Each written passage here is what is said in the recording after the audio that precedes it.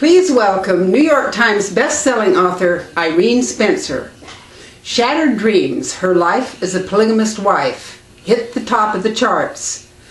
Her book, Cult Insanity, rocked us to the core. Please welcome Irene Spencer. Hi, thank you so much for having me.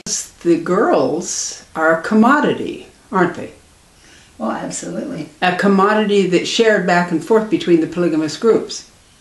Well, you know, the funny thing that I noticed when I was young is that the leaders, the prophets, those that claim to be leaders, they took all the cream of the crop. They took the beautiful girls and took all them to be their wives. And I say the leftovers were the lame and the halt and the blind and the mentally challenged were given to the men that went out and worked for 2 years and gave every bit of their money to the prophet so that he could support his wife. They were rewarded with a wife, but they always got the leftovers. And it was sad. You could see it, what was happening. And that's the reason for the Lost Boys. Well, I know one boy that went out and worked. He worked for 2 full years, and he was promised a wife. And he said he came home and went to a dance, and one of the brethren came up and told him, "Hey, I want you to come to my office tomorrow at noon because you're going to get married." And he just said, "Who to?"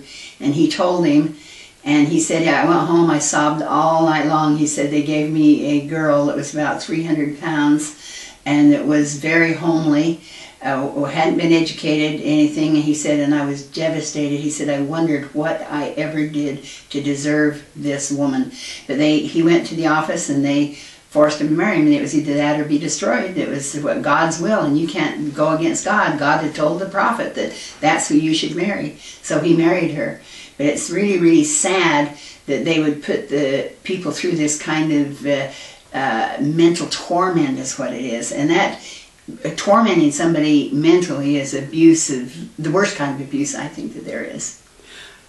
The boys that they drive away and actually kick out of the cults, the Lost Boys, are kicked out to keep the number of women high for the men in control. Isn't that true? Absolutely. The last time that I looked into it, I think there were over 400 of these Lost Boys that met there in Salt Lake and banded together to try to see what they can get done and how people can help them, and so that they could go back to school and make something out of their lives.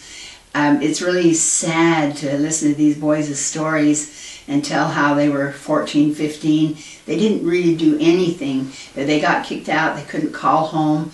They wouldn't, their parents couldn't do anything for them. They couldn't send them any money. They couldn't do anything because they themselves would have been excommunicated. So they were disowned. They were disowned.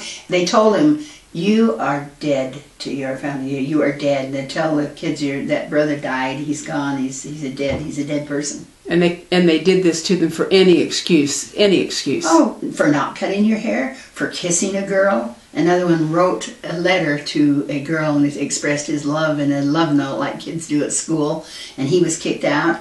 You cannot show any affection or any kind of love to these kids. And another thing, they try to say that Warren Jeffs didn't marry that 12-year-old girl, and they've actually got a picture of him kissing her. Well, I want you to know in almost every single one of these polygamous groups, you do not kiss your husband until your marriage ceremony. How do I know that? Because that happened to me. I never kissed my husband until my marriage ceremony. And that's because they figure it's so sacred, they don't want another man kissing your wife. And then Warren Jeffs tries to say, well, he wasn't marrying her. Well, it's too late now. His records have convicted him. Yes, absolutely. In all of these cults, we had discussed the children go to work from the beginning, the boys out of the home and the girls in the home and sometimes out of the home too, to help sustain the families and the wives that the father already has. We talked about that, but what we didn't talk about is the fact that any money made by sons working outside the home or by welfare checks for illegitimate children, any money made, 10% of that money goes to the man who claims to be the prophet or priesthood head of that particular group. Is that not true? Yes, you have to pay 10%. And most of these men have very good jobs working in constructions. They're roofers and framers and whatever, and they make good money, and 10% coming from all these people is quite a big amount of money. And isn't it also true that massive numbers of parishioners are required to work for nothing to build things like temples and whatnot for God free? Oh, absolutely. They go out and they donate their time, and whatever the brethren ask for you to do, you go do it, and you don't complain about it. You just neglect your families and go out and do what they ask you to do, because you're going to receive a reward in heaven. It's important that people understand this so that they know why these leaders are so extremely wealthy and why the poverty of some of their parishioners is below or equal to that in India. Well, one of the infractions that I've noticed throughout every group is how they take children from the time they're like 5 years on up, and they've even got pictures of them, pictures out of the little children out working in the gardens and planting and hoeing, and they're actually out there to help raise food and to do something. But they get up in the mornings and they go out and they work hours out in the hot sun or whatever else it is. But it is child labor, nevertheless. They have them work instead of getting an education. And at the same time, they say, oh, well, they're being educated. They're learning how to plant gardens and, one thing and another. But nevertheless, it is child labor. Yes, it is child labor. Yes. And it's interesting that all of these people are born, it seems, to create a god of whoever it is that they're going to be a servant to, a slave to, give their money to, die for, their life to. It looks to me like you give up your mind, your body, your life, everything you ever earn, to raise a god that is controlling you and becoming extremely wealthy, and all this for some reward in heaven. The saddest thing is that not only do you give up all those things, but you end up giving up your identity. And that is what's so sad, because pretty soon you don't know who you are. You have said yes and been like a little puppet and served and served and served until you have nothing left to give. You have given yourself away. And that's why I've had people say, Irene, how are they going to get rid of this polygamy over these years? What are they going to do about these women? How are they going to educate them? Well, it's hard to educate them when they're in such close-knit societies, and when the only thing they know is what they've been brainwashed all their life. But the main thing that I had to learn, and that I see that they need to learn, is to love themselves. When we don't think we value, then we don't think the rest of the world does either. We think, well, we're no good. I'm just a woman, I'm just a woman. And anyway, we've got to be able to reclaim our own power. How can they learn to love themselves when they're taught that their glory requires their sacrifice, either all at once or an inch at a time? They have no life, and they're going to go to hell and suffer eternal damnation if they don't do that. Isn't that what they're taught? Yes.